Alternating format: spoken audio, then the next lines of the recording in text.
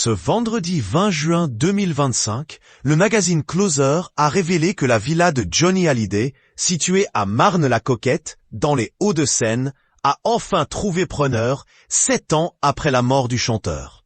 C'est entre les murs de sa villa à Marne-la-Coquette, en région parisienne, surnommée la Savannah, que Johnny Hallyday a rendu son dernier souffle en 2017. Alors, âgé de 74 ans, le chanteur se battait depuis plusieurs mois contre un cancer des poumons. Associé à de bien tristes souvenirs, l'épouse de Johnny, Laetitia, a souhaité se séparer de la demeure, achetée en 1999, très rapidement après les funérailles. Mais malgré les nombreux atouts du bien, 900 mètres carrés, plus de 5000 mètres carrés de terrain, une salle de cinéma, un court de tennis, une piscine, la vente a pris plus de temps que prévu. Estimé entre 20 et 30 millions d'euros selon le journal Le Parisien en 2018, le magazine Closer révèle ce vendredi 20 avril 2025 que la villa a enfin trouvé un acheteur, pour un prix bien moindre. Le média actu.fr parle d'une dizaine de millions d'euros, soit la moitié du prix initial.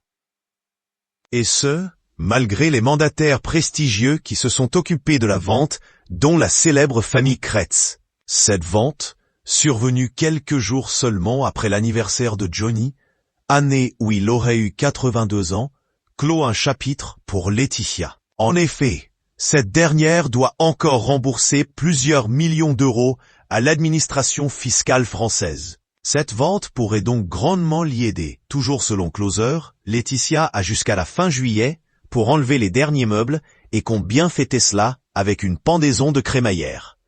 L'envie d'aimer sans retenue, 7 ans après la mort de Johnny Hallyday, Laetitia s'autorise à aimer à nouveau. Outre cette annonce, la cinquantenaire file le parfait amour avec Frédéric Suhan, homme d'affaires, et continue d'accompagner ses filles, Jade et Joy. Entre la France et les États-Unis, elle n'en oublie pas pour autant celui dont elle a partagé la vie pendant plus de 20 ans et a tenu à lui rendre hommage sur son compte Instagram. Cette année encore, je choisis de te célébrer avec ce que tu m'as appris. Vivre avec le manque de toi, sans renoncer à la lumière. Alors, aujourd'hui, je ne regarde pas seulement en arrière. Je lève les yeux vers demain, en portant en moi ce que tu m'as laissé de plus précieux. La foi en la vie, l'envie d'aimer, sans retenue. Pour toi, pour nous, pour l'éternité, avait-elle écrit. Des mots tendres et une ode à la vie.